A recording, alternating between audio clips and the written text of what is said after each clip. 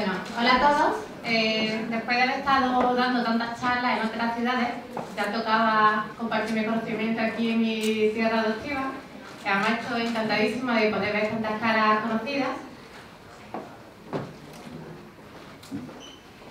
El síndrome de intestino irritable, que normalmente presenta síntomas como dolor abdominal, sensación de hinchazón, exceso de flatulencia, hábitos intestinales alterados, exceso de flatulencia e incluso evacuación incompleta. A veces también puede dar náuseas. Pues bien, todos estos síntomas también están presentes en muchas otras enfermedades orgánicas, por lo que es muy fácil que se haga un diagnóstico incorrecto. Por eso he puesto aquí estos síntomas que deberían alertar si respondéis afirmativamente a algunas de estas preguntas. Esto podría hacer sospechar que lo que tenéis puede que se trate de algo más y deberéis consultarlo con vuestro médico. Cosas que deberían preocupar es que tengáis sangre en las heces, que os tengáis que levantar a mitad de la noche con urgencia para ir al baño, que hayáis cambiado el peso de manera voluntaria, que haya alguien en vuestra familia con enfermedad celíaca, cáncer de colon o enfermedad inflamatoria intestinal, si soléis vomitar o si tenéis varios episodios de fiebre. En este listado tenéis algunas enfermedades frecuentes que se suelen manifestar con síntomas que se pueden confundir con el síndrome de intestino irritable. Hay muchas más, pero como habláis hablado de la otra en otras charlas, hoy he hecho esta selección para hablar sobre esto. Un diagnóstico incorrecto conlleva a que no se trate la enfermedad que realmente se tiene, y esto aumentaría el riesgo de las posibles complicaciones que pudieran originar la enfermedad subyacente. Para minimizar este riesgo es importante que se realicen los test que excluyan otras enfermedades. Os voy a poner este ejemplo para que veáis la importancia que tiene de que se haga un buen diagnóstico diferencial. Se estima que alrededor del 30% de personas con enfermedad celíaca fueron previamente diagnosticados de síndrome de intestino irritable de forma errónea. Y retrasar el diagnóstico de celiaquía puede ser muy peligroso, ya que puede originar muchas otras enfermedades, como por ejemplo osteoporosis, anemia ferropénica, diabetes mellitus tipo 1, hipotiroidismo de Hashimoto e incluso linfoma de células T. En un metaanálisis que se realizó hace unos 3 años, se observó como la prevalencia de enfermedad celíaca en personas que se pensaba que lo que tenía era síndrome de intestino irritable fue unas 4 veces superior a lo que se esperaba. Por eso voy a comentar brevemente cómo se va a hacer el diagnóstico diferencial de celiaquía y de otras enfermedades que se pueden confundir. Antes de hablar de la celiaquía, quiero comentaros de que también existe la alergia al trigo, que es la reacción inmediata de tipo alérgico que ocurre cuando una persona toma gluten y está mediada por eosinófilos a nivel intestinal. Es bastante peligroso porque hasta podría llegar a ocasionar una anafilaxia. A diferencia de la celiaquía, no es necesario que haya una predisposición genética para que se desarrolle la alergia al trigo. Otro trastorno que se asocia al efecto de alimentos que contienen gluten es la sensibilidad al gluten o celíaca, aunque de esto voy a hablar más adelante.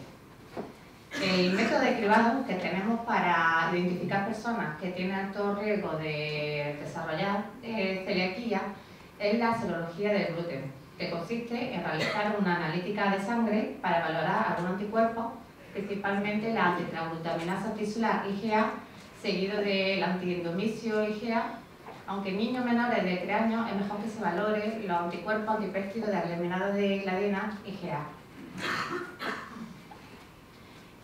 Un resultado positivo de esta serología no implica que la persona sea celíaca, simplemente indica que es necesario hacer más pruebas. Y la prueba, el procedimiento de referencia que tenemos para diagnosticar o descartar la celiaquía con seguridad es la biopsia del intestino delgado.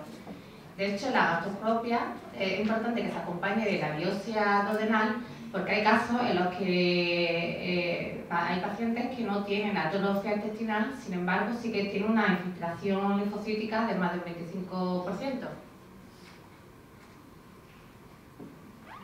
Pero es que además, los casos en los que la serología no haya dado negativa y aún así el paciente tenga muchos síntomas de celiaquía y se haya visto que tiene predisposición genética a tener celiaquía, en estos casos también se deberá hacer una biopsia del intestino delgado para poder descubrir con seguridad que no se trata de una celiaquía.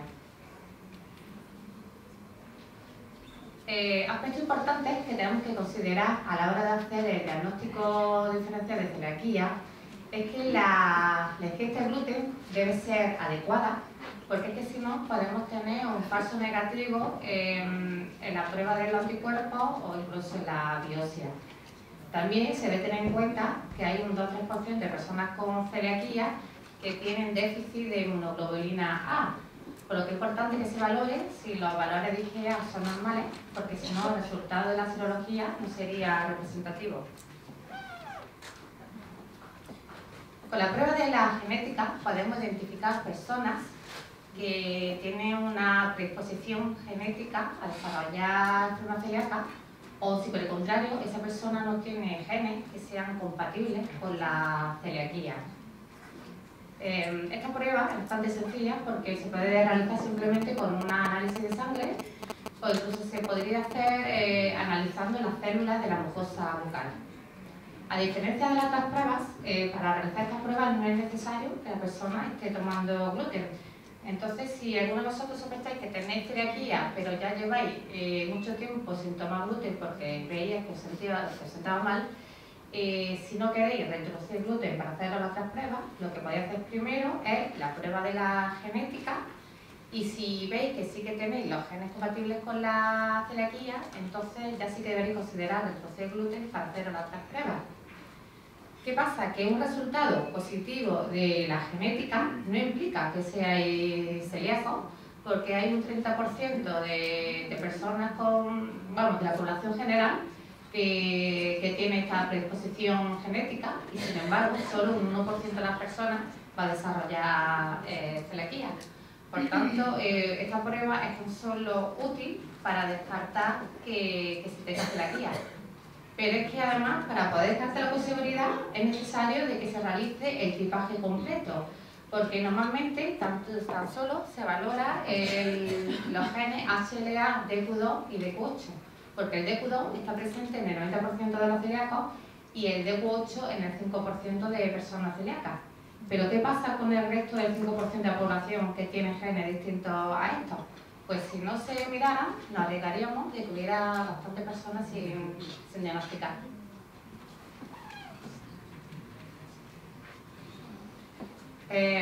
Otra enfermedad que es fundamental de que se descarte correctamente es la enfermedad inflamatoria intestinal, que incluye la enfermedad de Crohn y la colitis ulcerosa. Esta enfermedad está asociada a la inflamación del colon, por lo que se podría observar con una endoscopia, a diferencia del síndrome de intestino irritable, en la que con una endoscopia no se va a observar nada. Hay un marcador que nos puede hacer sospechar de que se trata de una enfermedad inflamatoria intestinal, que es la calprotectina fecal, ya que este marcador se encuentra elevado cuando hay una inflamación activa. La calprotectina es una proteína que libera los glóbulos blancos de defensa que están involucrados en la inflamación intestinal. Además, la calprotectina no solo nos va a valer para descartar que se trata de una enfermedad inflamatoria intestinal, sino que además se puede utilizar para evaluar la actividad y la severidad que tiene la enfermedad inflamatoria intestinal en el caso que se tenga. ¿Por qué es tan importante que se haga un diagnóstico correcto entre esta enfermedad y el síndrome de intestino irritable? Porque si a una persona la diagnostican erróneamente de síndrome de intestino irritable, podría ser sobretratada, por ejemplo, con inmunosupresores. Y sin embargo, si una persona que realmente tiene enfermedad inflamatoria intestinal es diagnosticada de síndrome de intestino irritable, entonces podría no tratarse adecuadamente y tan solo quizás se le recomendaría terapias que valen para aliviar síntomas funcionales, como por ejemplo podría ser la dieta. Por otra parte, también es importante que el médico sepa reconocer a los pacientes que, aunque esté claro que lo que tiene una enfermedad inflamatoria intestinal, también presentan síntomas de síndrome de intestino irritable, para que también trate estos síntomas. síntomas que nos podrían alertar que realmente se trata de una enfermedad inflamatoria intestinal es que haya sangre presente en la heces, que haya anemia, que se haya perdido peso de manera voluntaria y que haya varios episodios de fiebre. Estos síntomas son característicos de la enfermedad inflamatoria intestinal, sin embargo, no están presentes en el seno del intestino irritable. Y si lo estuvieran, eso sería bastante sospechoso, por lo que debería consultarlo con un gastroenterólogo. Que, por cierto, esta derivación y evaluación por el especialista debería realizarse antes de que se comience el tratamiento nutricional, para que así los cambios alimenticios no enmascaren los síntomas que se tienen y se pueda hacer un diagnóstico más preciso.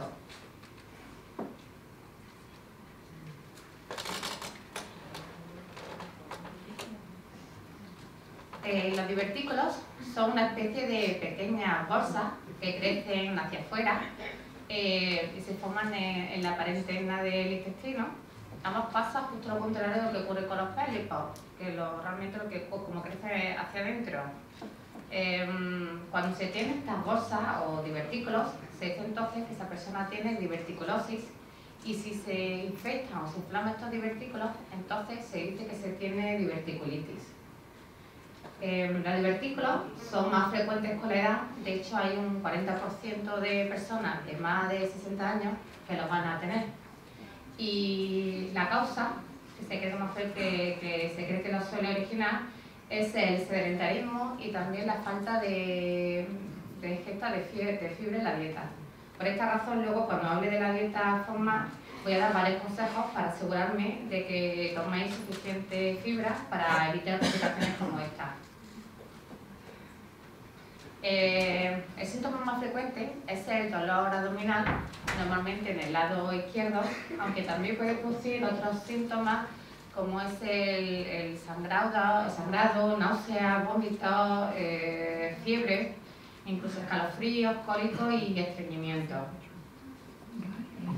En casos más graves, también podría llegar a producir desgarros, sangrado y obstrucciones.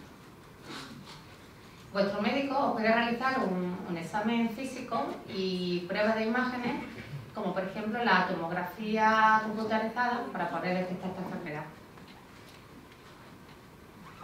Con una colonoscopia o biopsia del colon se puede examinar el intestino grueso y detectar enfermedades como el colon, la enfermedad inflamatoria intestinal o la diverticulosis. Los trastornos del suelo pélvico también pueden estar detrás de vuestra sintomatología y os podría realizar una manometría no rectal para detectar si tenéis alguna disfunción del suelo pélvico. La endometriosis también está muchas veces detrás de la sintomatología de síndrome intestino irritable y os podría realizar una laparoscopia, que es un procedimiento quirúrgico y es la única manera de estar completamente seguro que se trata de endometriosis. Como veis, se han realizado muchos estudios que asocian la endometriosis con los síntomas de síndrome intestino irritable, por lo que si una mujer presenta también los síntomas típicos de endometriosis, como por ejemplo podría ser una regla muy dolorosa, entonces es importante que se realice una laparoscopia para estar seguro que lo que tiene realmente es un intestino irritable y no se trata de una endometriosis. Las hormonas tiroideas producen alteraciones de la motilidad intestinal y además también producen un aumento de las secreciones intestinales. De hecho, el hipertiroidismo se asocia más bien a diarrea, mientras que el hipotiroidismo lo que se asocia es al estreñimiento. La diarrea crónica, que se define como aquella que dura más de 4 semanas, puede estar originada por muchas causas y es muy importante que se conozca la verdadera causa que lo está produciendo, ya que los tratamientos van a ser muy diferentes.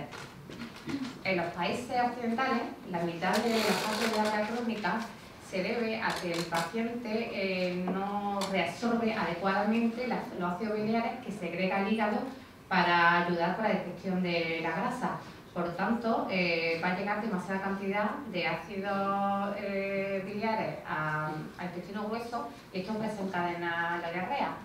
Tenemos como una circulación enteropática que hace que se reabsorba la mayoría de ácidos biliares y normalmente solo debería llegar a aproximadamente un 5%.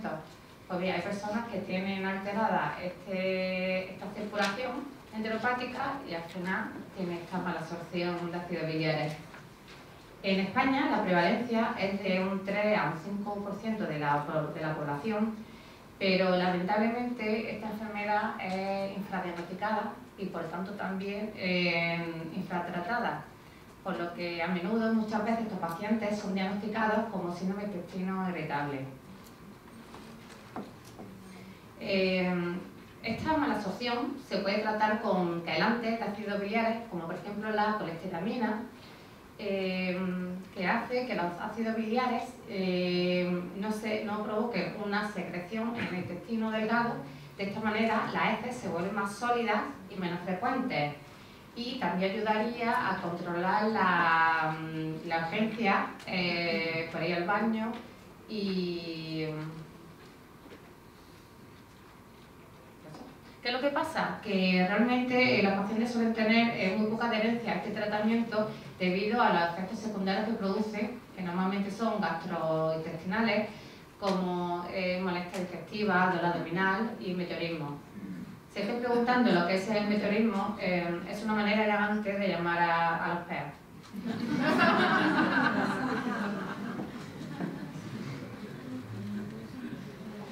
La insuficiencia pancreática exocrina puede ser también otra causa de diarrea crónica debido a la malabsorción de grasa que produce. Hay varias herramientas que nos permiten diagnosticar esta insuficiencia, como por ejemplo la determinación de la elastasa pancreática en la materia fecal.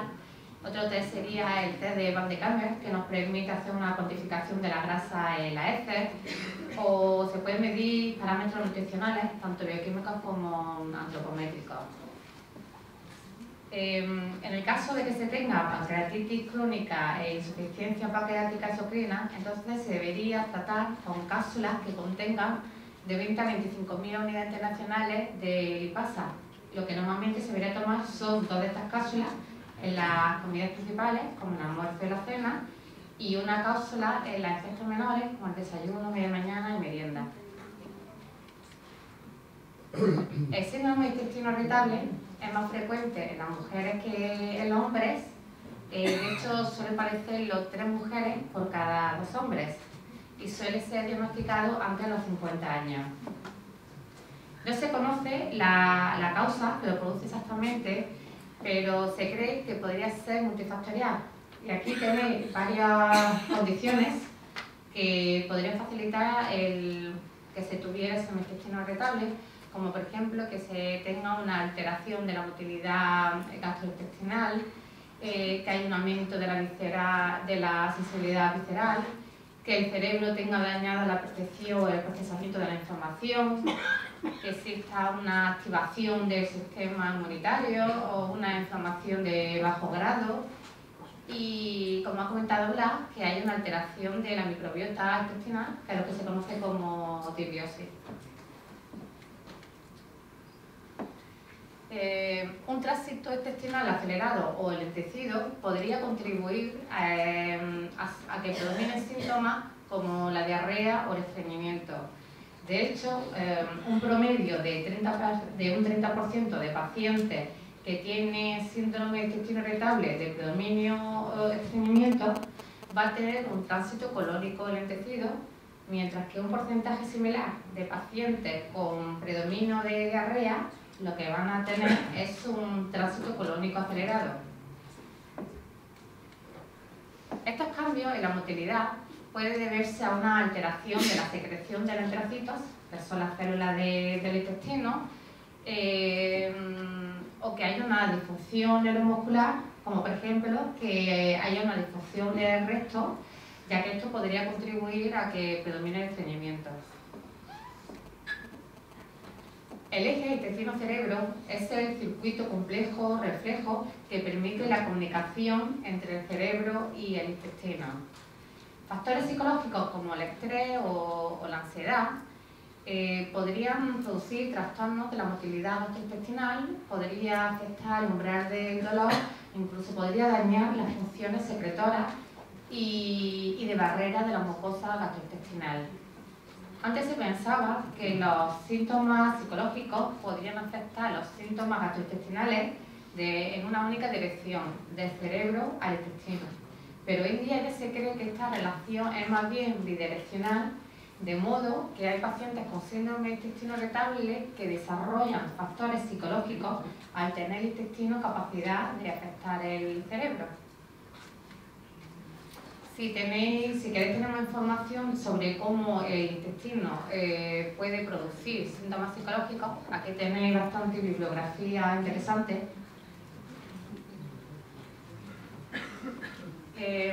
Para valorar la sensibilidad visceral se han realizado estudios con un barostato rectal que consigue inflar un balón en la zona del recto, aunque con esto también se puede valorar la sensibilidad en otras zonas del tubo digestivo. Pues bien, en este estudio se ha observado como hay una activación en algunos pacientes, hay una activación incrementada en algunas regiones del cerebro que se encargan de la modulación endógena del dolor. Y este estudio ha permitido confirmar que hay una desregulación del sistema nervioso central en algunos pacientes con síndrome de intestino irritable. Gracias a los avances tecnológicos podemos tener un mejor conocimiento sobre el microbioma y hemos podido conocer las diferencias que hay entre la microbiota fecal de pacientes con síndrome de intestino irritable y personas sanas, aunque todavía queda por esclarecerse si estas diferencias son la causa o la consecuencia de este síndrome. El principal modelado externo de esta microbiota intestinal va a ser la alimentación. De modo que nuestros hábitos alimenticios pueden influir y afectar a las poblaciones microbianas tanto a corto como a largo plazo.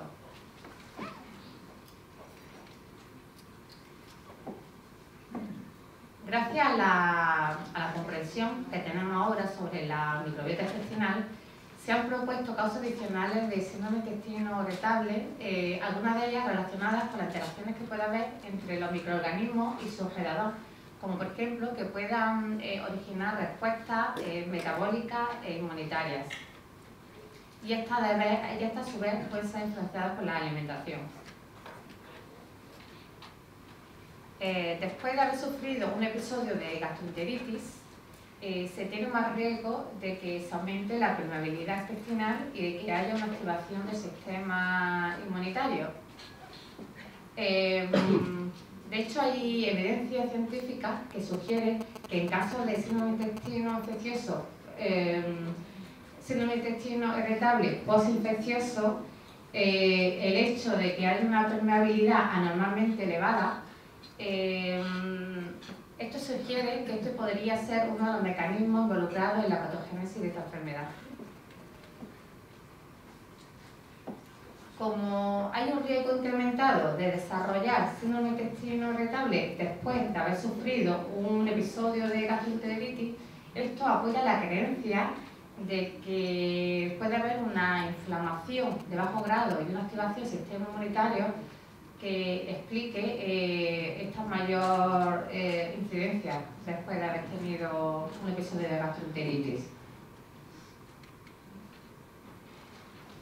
El síndrome de intestino irritable es una enfermedad crónica y recidivante y los síntomas pueden variar muchísimo intensidad de un momento a otro, de modo que algunas veces puede estar incrementado y otras veces puede estar disminuido. Y además, la gravedad de la sintomatología puede ser muy distinta de una persona a otra. Actualmente no hay ninguna prueba médica adecuada que nos permita diagnosticar el síndrome de intestino irritable, por lo que se utiliza es el criterio de Roma 4, que se actualizó en el 2016, y este nos permite clasificar el síndrome de intestino irritable según sea el síntoma que predomine, de modo que tenemos el tipo de estreñimiento, tipo diarrea, el tipo mixto cuando hay una alternancia entre diarrea y estreñimiento, y el no clasificado cuando realmente no está claro a qué tipo pertenece. El criterio Roma 4 utiliza la escala de heces Bristol, que es una herramienta diseñada para clasificar la forma de las heces en una escala de 7 puntos, que va desde el tipo 1, que son las heces maduras, esta de como las cabrillas como las caquitas de las cabras, al tipo 7, que es cuando la diarrea es totalmente líquida. Vale, vamos a pasar a la segunda parte de la charla, en la que voy a hablar del tratamiento nutricional del síndrome intestino irritable, aunque me voy a centrar en la dieta bajo en forma, porque hoy día es la que se considera que es la dieta más efectiva para tratar el síndrome intestino irritable, sobre todo el que tiene predominio de diarrea.